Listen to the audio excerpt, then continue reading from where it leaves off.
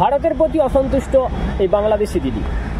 তিনি অসন্তোষ প্রকাশ করছেন যে ভারত এবং পাকিস্তানের সাথে যুদ্ধ নয়, যুদ্ধ হয়েছিল বাংলাদেশ এবং পাকিস্তানের সাথে, এবং সেই উপলক্ষেই কিন্তু বিজয় দিবস, যেটা বাংলাদেশের বিজয় দিবস। সেক্ষেত্রে ভারতের প্রধানমন্ত্রী নরেন্দ্র মোদী তিনি নিজেদের দেশের নাম দিয়ে চালিয়ে দিচ্ছেন। এটা কিভাবে সম্ভব? এ কেমন অন্যায় করা হচ্ছে বাংলাদেশের সাথে, যেটা অনুচিত, ভারতের অনুচিত, ভারতবর্ষের প্রধানমন্ত্রীর অনুচিত। তো দিদি ঠিক কী বলছেন একবার শুনে নিয়ে যাক। তার আগে একটাই কথা বলবো, ভারত তো যুদ্ধ করেছিল, ভারতের সেনারা বাংলাদেশের সাথে তো করে নাই, পাকিস্তানের সৈন্যর সাথে করেছিল। 91-92 হাজার সেনাকে কী করেছিল? তাদের অস্ত্র কেড়ে নিয়েছিল, তাদের ড্রেস খুলে নিয়েছিল, তাদের উর্দি খুলে নিয়েছিল, তাদের আত্মসমর্পণ করতে বাধ্য করিয়েছিল। কিন্তু এখনো পর্যন্ত বাংলাদেশের সেনার পক্ষ থেকে বাংলাদেশের এখন যে অবৈধ একটা গ্যাং, এবং সেই গ্যাংয়ের যিনি উপদেষ্টা ডক্টর মোহাম্মদ ইউনূস, তিনিও তো বিজয় দিবসে ভারতীয় সেনাদের, ভারতবর্ষের, ভারত সরকারের অবদানের কথা কোথাও তো প্রচার করলেন না। গড্ডি ভাঙনি রাজনীতিতে, যে দুধের বালকগুলা রাজনীতিতে এসছে, ছাত্র নেতা নামে নিজেদের চালিয়ে দেওয়ার চেষ্টা করছে, তারাও তো বিজয় দিবসের দিন দেখলাম না এমন কোনো ভিডিও। অনেক বড় বড় কথা বলছেন যে ভারতের অবদান, ভারতের কাছে বাংলাদেশ যে ঋণী ছিলেন, বঙ্গবন্ধু যে নিজে বলে গেছেন, তার একাধিক ভিডিও এখনও ঘুরে বেড়াচ্ছে। তো সেগুলোর বেলায় চুপ কেন? সেগুলো নিয়েও গর্জন ঝাড়ুন যে হ্যাঁ, বাংলাদেশের বিজয় দিবস উপলক্ষে এপার বাংলা ওপার বাংলা, এবং সেই সাথে অবশ্যই ভারতবর্ষ, প্রত্যেকটা মানুষ এই বিজয় দিবসকে পালন করছে, এবং সেক্ষেত্রে অবশ্যই ভারত এবং বাংলাদেশ উভয়ের কিন্তু সমান যোগদান রয়েছে, বলিদান রয়েছে। একথা কিন্তু তিনি বলছেন না একবারও। আপনারা শুনতে থাকুন এই দিদি ঠিক কি বলছেন। প্রধানমন্ত্রী নরেন্দ্র মোদী বাংলাদেশের বিজয় দিবস নিয়ে যে টুইট করেছেন, আমি তার নিন্দা জানাই, আমি তার প্রতিবাদ জানাই। কেন? কারণ তিনি বাংলাদেশকে মেনশন করেননি। তিনি বলেছেন পাকিস্তান এবং ভারতের যুদ্ধ। বাংলাদেশ 9 মাস আগে যুদ্ধ শুরু করেছে। Pakistan, east Pakistan versus West Pakistan. বাংলাদেশের যুদ্ধ 9 মাস চলেছে। আপনারা ভারত শেষের দিকে রাশিয়ার গ্রিন সিগন্যাল পেয়ে আমাদেরকে সাহায্য করেছেন, অস্ত্র দিয়ে, সৈন্য দিয়ে।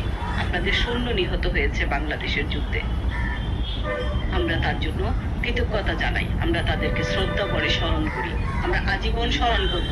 আমাদের আগামীর প্রজন্ম ভারতের সৈন্যদের শ্রদ্ধা করবে, শ্রদ্ধা করে সম্মান করবে এবং স্মরণ করবে। তবে যুদ্ধটা হয়েছিল east Pakistan versus West Pakistan. এটা ভারতের যুদ্ধ ছিল না। নরেন্দ্র মোদী, আপনি আমাদের বাংলাদেশকে ইগনোর করতে পারেন না, আমরা স্বাধীন রাষ্ট্র। তবে বুঝি আপনাদের কষ্ট। ভারত কখনো কোনো যুদ্ধে জয়লাভ করেনি। 1962 সনে চীনের সাথে যুদ্ধে আপনারা হেরে গিয়েছেন। তারপরে কাশ্মীরকে জোর করে দখল করে রেখেছেন। ওটাকে বলে দখলদারি, ওটাকে বিজয় বলে না। বাংলাদেশকে স্বীকার করতে শিখুন। বাংলাদেশ স্বাধীন সার্বভৌম রাষ্ট্র, এটা আপনাদেরকে মনে রাখতে হবে। আপনার টুইটের আমি তীব্র নিন্দা জানালাম। এবার আসছি একের পর এক বাংলাদেশের জনতার বয়ান, এবং মানুষ, সাধারণ মানুষ কাকে চাইছে, কাকে চাইছেন না, এ নিয়ে সাধারণ মানুষ তাদের হিসেবে তাদের বয়ান দিচ্ছেন, তাদের মতামত শেয়ার করছেন। এবং এই মুহূর্তে মোহাম্মদ ইউনূস বা ডক্টর মোহাম্মদ ইউনূসের একটা দল, যারা এখন বাংলাদেশের মহাসনদে বসেছেন, সেক্ষেত্রে বিএনপি, জামাতে ইসলাম এবং হয়তো মোহাম্মদ ইউনূসের সাথে ছাত্রদল যোগ দিয়ে সবাই কিন্তু ক্ষমতা দখলের জন্য রাজনৈতিক ময়দানে কিন্তু খেলতে চাইছেন। অর্থাৎ এবার ধীরে ধীরে কিন্তু বাংলাদেশের বর্তমান উপদেষ্টা মণ্ডলী, তাদের মধ্যেও কিন্তু গোষ্ঠী কোন্দল বা মনোমালিন্য শুরু হয়ে গেছে। এ বিষয়ে কোনো সন্দেহ নেই। কিন্তু প্রাক্তন সেনা যেভাবে হুঁশিয়ারি দিচ্ছিলেন কলকাতা দখল, এবার অন্যান্য প্রাক্তন সেনা যারা, তারা কিন্তু বলছেন যে বর্তমান উপদেষ্টা মণ্ডলীর নেতৃত্বে বাংলাদেশের যে সরকার তাতে অসন্তুষ্ট হয়ে যাচ্ছেন। তারা কিন্তু অসন্তুষ্ট হয়ে যাচ্ছেন, চাইছেন না ডক্টর মোহাম্মদ ইউনূসের সরকারকে। এই অন্তর্বর্তীকালীন সরকারের কাজে তারা সন্তুষ্ট নয়। এবং বাংলাদেশের জনতা, পশ্চিমবাংলার বা ভারতের জনতা নয়, আপনাদের ওপার বাংলার হিন্দু এবং মুসলিম এইসব আমরা দেখছি না। ওপার বাংলার মানুষেরা, বাংলাদেশের মানুষেরা ঠিক কি বলছে সব দিকে এক এক করে আমরা নজর রাখবো। ইতিহাসে যারা এইভাবে করে গণহত্যা করেছে, গণধর্ষণ করেছে, 14 ডিসেম্বর যারা আমাদের বুদ্ধিজীবীদেরকে মেরে ফেলেছে দেশটাকে মেধাশূন্য করার জন্য, 1000 মানুষ মরে যাওয়া হচ্ছে, মেধাশূন্য করে দেওয়ার ফলাফলটা অনেকদিন পর্যন্ত ভোগ করতে হয়। তারপর 14 ডিসেম্বর যারা আল বদর আল শাম শান্তি কমিটি গঠন করে, যে জামায়াত ইসলাম তখন ছিল সেই সময়, এবং তারা যে আজকে এই সময় রাজনীতি করছে, সে সময় তাদের নাম ছিল ছাত্র সংঘ, তাদের নাম পরিবর্তন করে তারা এখন বাংলাদেশ ছাত্র শিবির হয়েছে। সেই ছাত্র শিবির তো প্রত্যেকটা জায়গায় রাজনীতি করার চেষ্টা করছে। জনগণ তাদেরকে গ্রহণ না করলেও তারা নানাভাবে সে রাজনীতি করার চেষ্টা করছে। রাষ্ট্রীয়ভাবে তাদেরকে বয়কট করবা, তাদেরকে বর্জন করবার কোনো আয়োজন আমরা দেখছি না। এখন পর্যন্ত সেটা আমাদের চোখে পড়েনি। আপনারা জানেন যে জাহাঙ্গীরনগর বিশ্ববিদ্যালয়ে ছাত্র শিবির যখন আত্মপ্রকাশ করে, সেখানে সর্বপ্রথম আমরা বাংলাদেশে সেটার বিরোধে ওনারাও রাতেই আত্মপ্রকাশ ঘটিয়েছে, তার ঘন্টা দেড়েক বাদে আমরাও সেটা প্রতিবাদ করেছি। জাহাঙ্গীরনগর বিশ্ববিদ্যালয়ে 35 বছর বাংলাদেশ ছাত্র শিবির রাজনীতি করতে পারে নাই। অতএব আমাদের যে প্রতিরোধের জায়গাটা, সেই প্রতিরোধের জায়গাটা ঠিক আছে। আমরা মুক্তিযুদ্ধের চেতনা ছিল একটা অসাম্প্রদায়িক রাষ্ট্র, মুক্তিযুদ্ধ সংগঠিত হয়েছে, মুক্তিযুদ্ধের বিজয় এসেছে আমাদের এই দেশের একটা অসাম্প্রদায়িক ঐক্যের ফলে। সেই অসাম্প্রদায়িক রাষ্ট্রে, ধর্মনিরপেক্ষ রাষ্ট্রে, ধর্মকে নিয়ে কোনো রকম রাজনীতি এখানে গ্রহণযোগ্য হবে না। সহায় হয়ে গেছে আল্লাহ, তুমি সহায় দান করো, এবং আমার শেখ সাহেব মুজিবুর রহমানকে আল্লাহ তুমি জান্নাতুল ফেরদাউস দান করো আল্লাহ। তাকে আমরা সারা দিয়েছিলাম, আমরা ওই দিন যে সারা দিয়েছিলাম, সারা দিয়ে ঝাঁপিয়ে পড়েছিলাম হানাদার বাহিনীর বিরুদ্ধে। আল্লাহ তুমি সেদিন আমাদের জয় দিয়েছিলে, এখন আজ নতুন আমাদের যে কাজ শুরু করেছে আল্লাহ। আল্লাহ আমাদের শেখ হাসিনাকে আজ বিদেশে থেকে দেশ থেকে তাড়িয়ে বিদেশে বাইরে দিল আল্লাহ, তুমি তাকে হেফাজত করো আল্লাহ, তাকে তুমি আমার আল্লাহ। আল্লাহ তুমি তোমার গফর বদলতে আল্লাহ শেখ মুজিবুর রহমান তার যেগুলো শহীদ হয়ে গেছিল আল্লাহ, সেই রাতের অন্ধকারে আল্লাহ তাদেরকে তুমি শহীদের দরজা দিয়ে দাও, জান্নাতের ফেরদাও দান করে দাও আল্লাহ।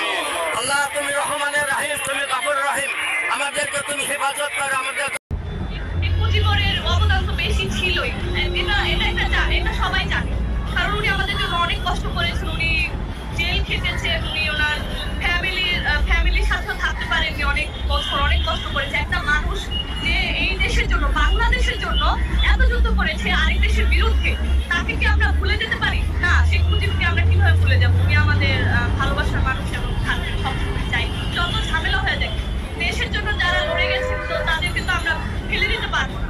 ওনাদের অবদান অনেক বেশি ছিল, তো ওনাদেরকে আমরা রেসপেক্ট করবো, ওনাদেরকে সম্মান দিব, এবং ওনাদেরকে যতটুকু সম্মান দেওয়া যায় আমরা চেষ্টা করবো। আমরা চাইবো না ওনাদের যাতে মান সম্মান কোনোভাবে খাওয়া যায়, আমরা সুন্দর করে দেশটায় যাতে গর্বিত ভাবে আমাদের দেশ যাতে এগিয়ে যেতে পারে। কারণ শেখ মুজিবুর আমরা নিজেরা শুনে এসেছি এবং অনেকে দেখে এসেছে, তো শেখ মুজিবুরের অবদান তো বেশি ছিলই, এটা সবাই জানে, কারণ উনি আমাদের জন্য অনেক কষ্ট করেছেন, উনি জেল খেটেছেন, উনি ওনার ফ্যামিলির সাথে থাকতে পারেননি, অনেক কষ্ট করেছে। একটা মানুষ যে এই দেশের জন্য, বাংলাদেশের জন্য এত যুদ্ধ করেছে আরেক দেশের বিরুদ্ধে, তাকে কি আমরা ভুলে যেতে পারি? না, শেখ মুজিবকে আমরা কিভাবে ভুলে যাবো? উনি আমাদের ভালোবাসার।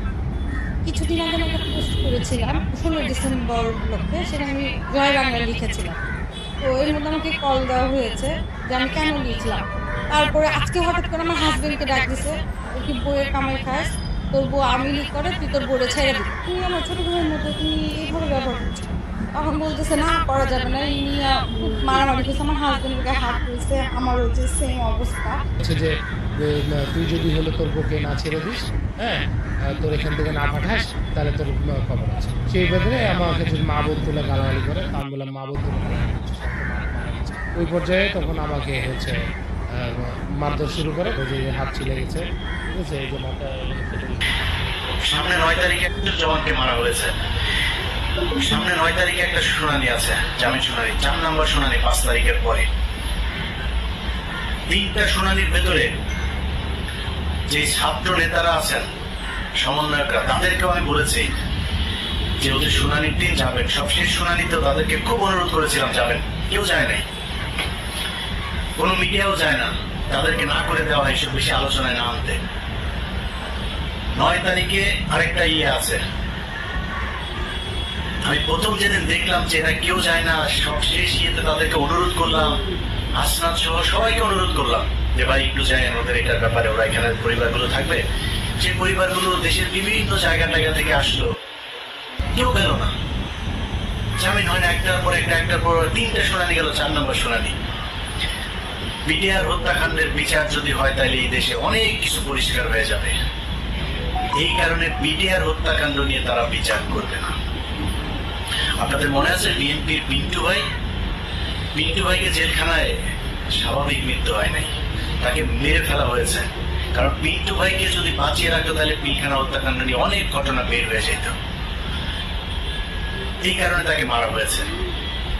এখন এই যে বিডিআর এর যারা সৈনিক আছে, আমি এটা আমার কাছে কেউ কিছু বলে না, কিন্তু আমার ধারণা ধরেন সব শেষ এখানে যে ইয়েটা, এই শুনানির পরের যে মাঝখানে যে সময়টা, এই সময়ের ভিতরে তারা একটা পরিকল্পনা করতে পারে। যেহেতু এটা নিয়ে অনেক আলোচনা হচ্ছে, আমরা এখান থেকে কয়েকজন সৈনিক ছাড়বো, সবাইকে ছাড়বে না, কান কেটে ফেলে দেবো যদি সৈনিকদের সবাইকে ছাড়ে। আরেকটা চ্যালেঞ্জ নিলাম, যান ভিডিও রেখে দিলাম, তো ভিডিওটা রেখে দেন 9 তারিখ, জানুয়ারি 9 তারিখের পরে, তারপরে এটা নিয়ে আপনারা চ্যালেঞ্জ আমার এটা গ্রহণ করবেন। তো এদেরকে ছাড়া হবে না। প্রথম ঘটনার পর থেকে বুঝলাম যে না, আমরা তো আসলে বিজয় উদযাপন করলাম, এত নাচাগানা করলাম, এই সরকার তো আসলে আমাদের সরকার না। এদের ভেতরে ডক্টর মোহাম্মদ ইউনূসকে সামনে রেখে সব ভেজাল চিটা সব এটার ভেতরে ঢুকিয়ে দেওয়া হয়েছে। ইন্ডিয়ান পুরো সেকেন্ড লেয়ারের যা আছে সব এই জায়গায় বসানো। ডক্টর মোহাম্মদ ইউনূস চাইলেও কিছু করতে পারে না। এখন ডক্টর মোহাম্মদ ইউনূসের সামনে রাস্তা একটাই আছে, উনি যে কোনো দিন শুনবেন যদি চলে গিয়েছে দেশ থেকে। এরপরে কি হবে?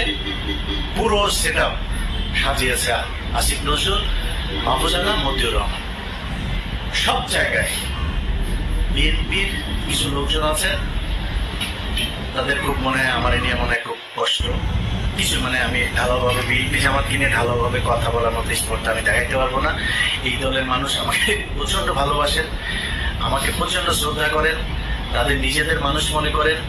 তারা ধান খেতে ঘুমিয়েছেন, তাদের অনেক মানুষ হত্যার শিকার হয়েছে। এই সব শেষ আন্দোলনেও 95% মানুষ জামাত এবং এই বিএনপির লোকজন মারা গিয়েছেন, শহীদ হয়েছেন যারা। অতএব আমরা এদের ব্যাপারে কথা বলতে গেলে রেসপেক্ট করে কথা বলতে হবে। আমার ব্যাপারে কথা বলতে গেলেও একটু রেসপেক্ট দেখায় কথা বলতে হবে। আমাকে বলা হয়েছে যে জামাতের একটা গতকালকে একটা প্রতিবাদ জানিয়েছে আমার একটা বক্তব্য। সেই বক্তব্য হচ্ছে, আমি বলেছি জামাতের যে নায়েবে আমির আছেন ওই যে তাহের সাহেব, এই তাহের হচ্ছে রয়েল লোক। এটা বলার পরে তারা বিবৃতিতে প্রতিবাদ জানিয়েছে আমার এই বক্তব্যের। আমি এটাকে খুব পজিটিভলি নিয়েছি, কারণ জামাত একটা সংগঠন, তাদের সাংগঠনিক একটা পদক্ষেপ থাকবে, এটা কোনো ব্যাপার না। আমি ওনাদের ফেসবুক পেজেও জামাত ইসলামের যে পেজ আছে সেখানে গিয়ে জামাতের লোকজনের বক্তব্য দেখেছি, কমেন্ট দেখেছি, আমার কাছে খারাপ লাগে নেই। ওনারা মানে খুবই বন্ধুসুলভ আচরণ করেছেন। তবে জামাতের কাছে আমার অনুরোধ থাকবে, যে অভিযোগটা আমি শুনেছি এটা তো আমার নিজের বানানো না, এটা আপনাদের ভেতর থেকে আমাকে জানিয়েছে। তার বাড়িতে নইমুল ইসলাম খান, তার বাড়িতে ছিল ইনামুল ইসলাম খান, তার বাড়িতে ছিল, এবং আবু তাহের সাহেব তাকে পালাতে সহযোগিতা করেছেন। এই ছাড়াও জামাতের আরো অনেকজনের ব্যাপারে এই বিষয় আছে। শামা ওবায়েদ বিএনপির সব তথ্য ভারতে পাচার করে। শামা ওবায়েদের সাথে এখনো শেখ হাসিনার কথা হয়। বিএনপিকে বলে রাখলাম, আপনারাও সাবধান থাকবেন। আমি